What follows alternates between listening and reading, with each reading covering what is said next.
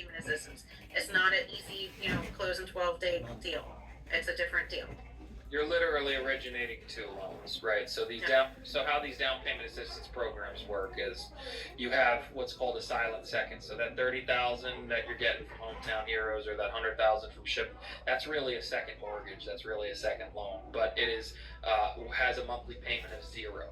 Okay, which means that you don't have a monthly payment on that, but it is an entire second lien or second loan that sits right behind the first mortgage. So again, just one of those other reasons why getting the right person to help you either on the real estate mortgage side and or both, and making sure you have the proper time allotment to make sure that you're able to get everything closed in time is important. Now, last bullet point on this slide is HOA application. This has nothing to do with the home inspection period. However, if you are trying to purchase a home, right, and it is in an HOA community, you also have to apply for the HOA. That's an entirely separate thing. Most of the time you have to interview with them, you have to fill out an application and paperwork and give them documents, whole separate entity. But the time to do that, right, is through that inspection period, right? So you get a good inspection that you know that the home is good and you want to maintain and go forward with the contract, you need to turn right around and get that HOA application done. A HOA approval will and has many times in the past, unfortunately, held up a deal, because now you have a completely separate entity that also has to approve you, or you can't close on the property. So, being proactive and getting that done right up front is key to making sure that you're going to close on time. Just a quick word on that. So now we're into the loan application process, right? And as I was mentioning earlier, this is mostly the body of the mortgage that you're applying for, right? So the very first step of that is, and then let me back up for a second. So we've pre-approved you, you found a realtor and a mortgage broker, you've looked at some properties and had fun, hopefully didn't say anything offensive, so the sellers didn't hear you. You've had a meeting of the minds, you have made an offer, they've accepted your offer, you've got an inspection on the home, everything looks good, you've applied for that, HOA application. So now you're in the lender's ball field, right? So the very first thing that we do, once the lender or the mortgage broker, loan originator receives that executed contract and they know that the inspection is good, they go ahead and they register your loan, right? And that's what we call making application and disclosure. So we're basically taking that loan application. We may ask you for some updated bank statements and pay stubs just to keep all the documentation current, and then we're going right to the bank and we're going to go ahead and register the loan, which just means put it into their computer system, right, and get it ready for origination. And then we're going to send you some paperwork to sign. These are called the disclosures. On your real estate contract, when you read it, and I hope most of you do that are making these offers, that if it takes you 2 pages a night and you read it for the next 10 nights, go ahead and read through that when you're making offers on property so that you understand that contract a little bit better. But within that contract, it says you have 5 days to make loan application, 7 days, whatever they put on it. Generally it's 5, right? So with making the loan application, that means that you are sent the disclosures on the loan and that you're signed and executed them, okay? So they're time sensitive and it goes adjacent to the sales contract. So signing those disclosures is making loan application, okay? I think we got about 5 minutes left, just so you know. Okay, do we? All right. So anyway, once that's done, okay, and everything is signed, right, then we will turn around and we will submit the loan into underwriting, right? Alongside that, we're going to get what we call the order outs or the ordered services, right? So we're going to order the appraisal for you, we're going to order the title work, and then we're going to start giving you insurance quotes to make a decision. From there, we go to the conditional approval, right? So we've got everything done, it's been submitted, then the underwriter's going to come back and say, you know what, this looks good, we're going to give you conditional approval. So they're basically going to approve the loan conditionally, and they're going to give you a list of things. Hopefully it's a small list and we've done our job well up front. maybe a letter of explanation on something on a credit report or whatever it is. But at this point, when you get these conditions, it's very, very important to work with your mortgage person and get them what they need as soon as possible. So now we got the conditions and everything looks good. We're going to get the final approval. We call that the clear to close. That's the magic word for everybody. The lenders love it.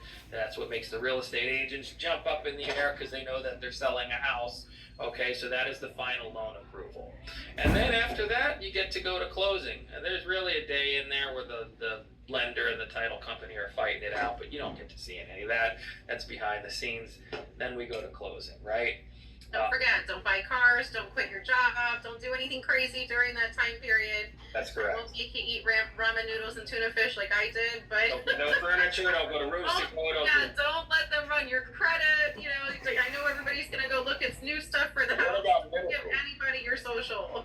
Medical does not count. Medical does not count. Medical is okay. Medical collections do not matter to mortgage people because we all have medical collections. I probably do too. I don't know, right? But it's true because they don't call you. I don't want to go off on a tangent about that, but that, you know, if they don't cover your copay and they never call you, all of a sudden 3 months later it's a collection and it's medical. So the mortgage people and the banks know that. So to answer your question, that is. And if you guys have specifics, just call us after the Zoom is over. We can go over your specifics with you.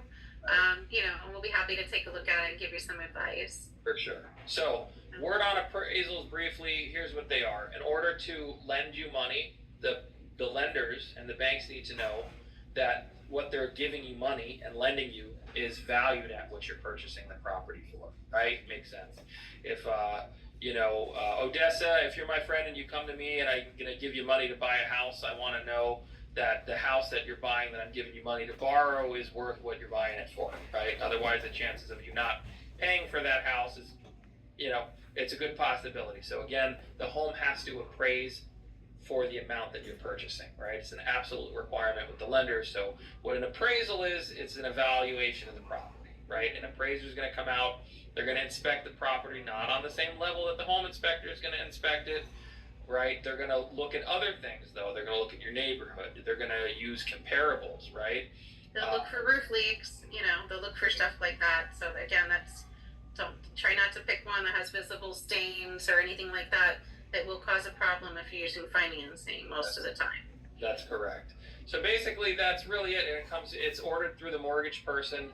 They look at it, they look at the neighborhood, they look at comparable sales, usually within a 1 mile radius that's done in the last year. They usually try to use 6 of them to determine the value, right?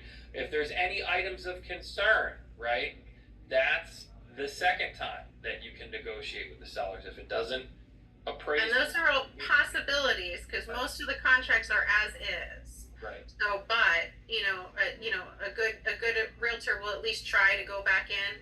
We can't promise you that we'll get you something on an as-is contract or after inspection or after the appraisal. So it's important that you run the numbers on the house first with your realtor. Make sure you think that it's actually gonna appraise before you put it under contract, and that you're getting a decent deal. And of course, the realtor is not the person that comes out from the bank. So things can, value is literally an art form. I mean, one appraiser, one realtor can have completely different opinions on value. But you use the data that you have, and you try to pick a house that you think will appraise. Okay, don't if you know it can't appraise, don't pick that house or don't put it under contract for that price. It comes down to your agent, right? And Right.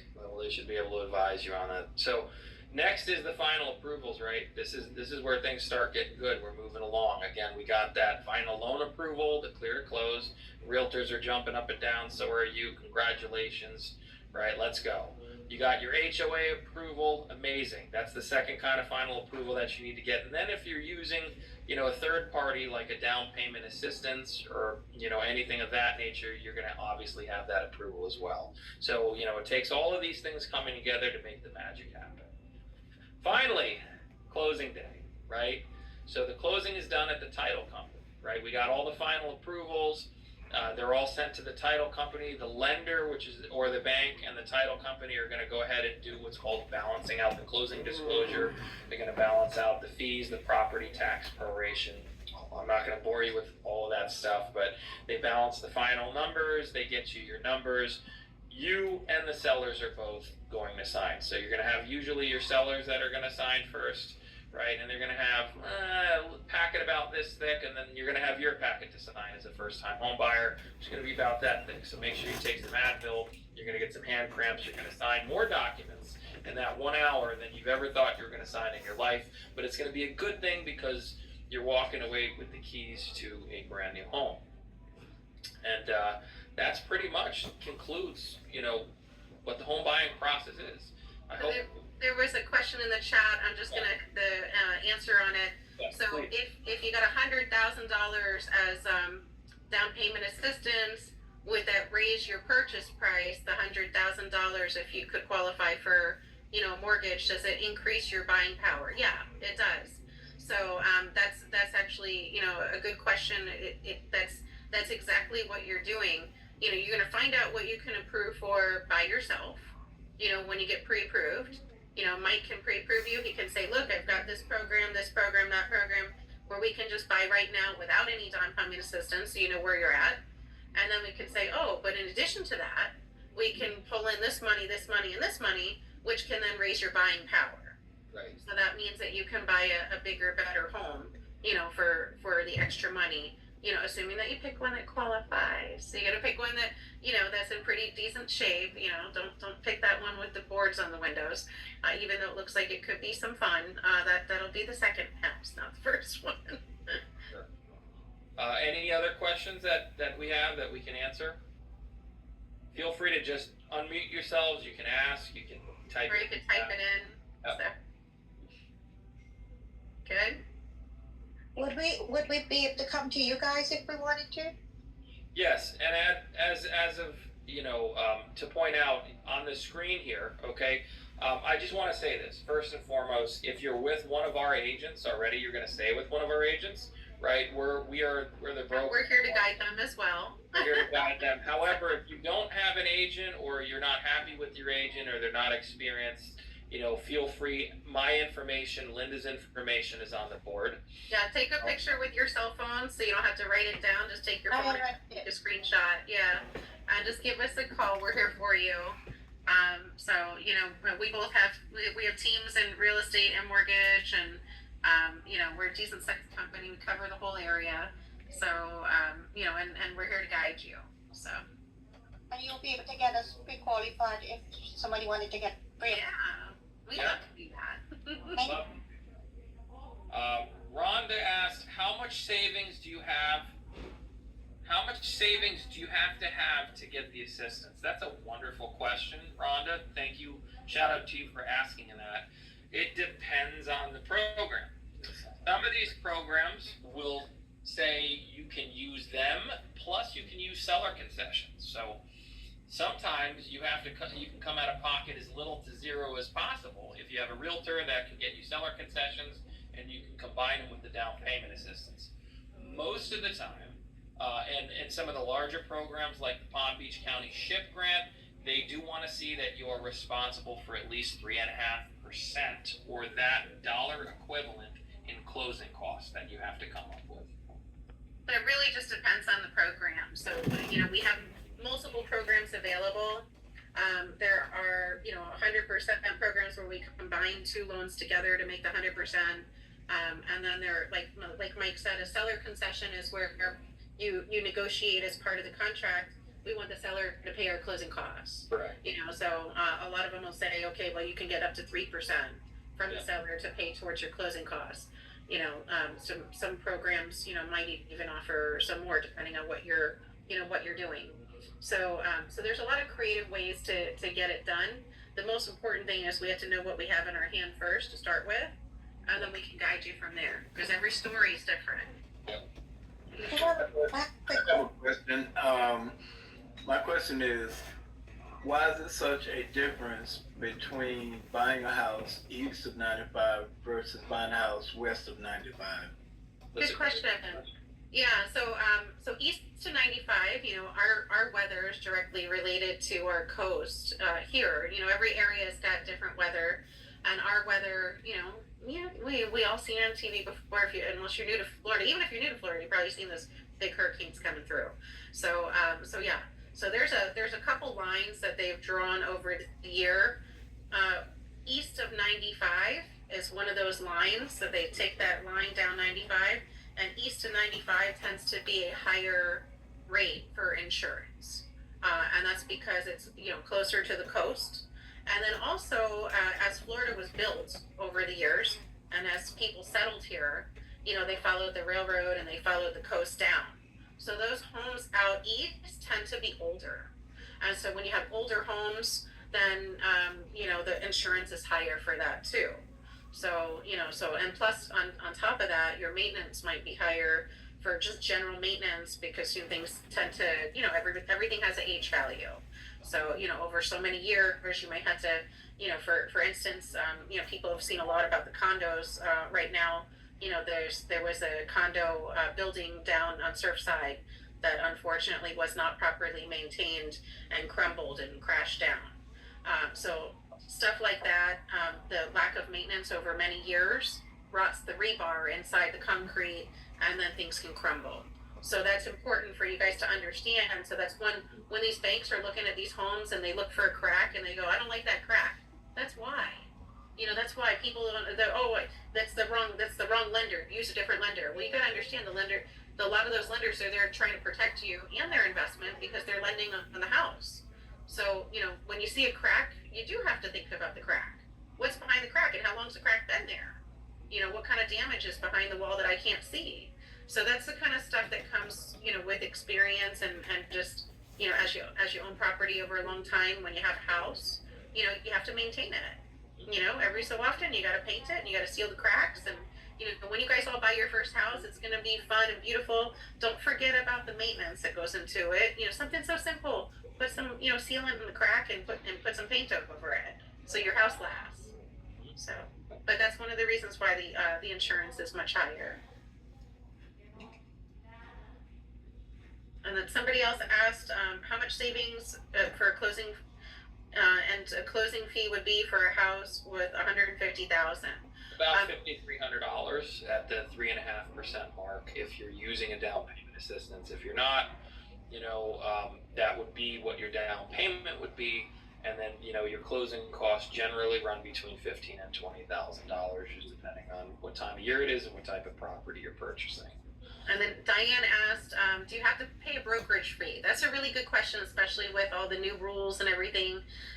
If you guys have even tried to see a house, you might have had a realtor say, you have to sign something with me or I can't show you the house. I don't know if that's happened to anybody in the room yet. So part of that was some of our rule changes that happened this past year. So, and, the realtors now, in order to work with you and to represent you, they are supposed to get some sort of representation agreement with you. There should be a time period on that agreement. I call it like the dating period or the marriage period. You guys can figure out how long that's something you can negotiate with a realtor if you don't know them yet, or you don't have that comfort zone with them. You could say like, hey, maybe you're okay, you love them from the beginning and you're okay signing a 6-month agreement. And then, or maybe, you're like, look, I don't really know you. I want to, can we just start with a 1 month and see how it goes? That's up to you guys and up to the realtor too. Both sides kind of have to agree. And then the realtor will tell you how much they're willing to work for. They're going to say, I'm willing to work with you and I'm going to try to make 2% or 3%. And they're going to ask you to sign that form. That might be a little scary to you guys. But the form also says that they're going to try to negotiate that from the sale. So hopefully they know how to negotiate, right? Mm-hmm. So because now when you sign that form, you are telling them that you're going to pay them that money. Just so you understand, you are saying, okay, I'm going to hire you and you're told me how much you're going to work for.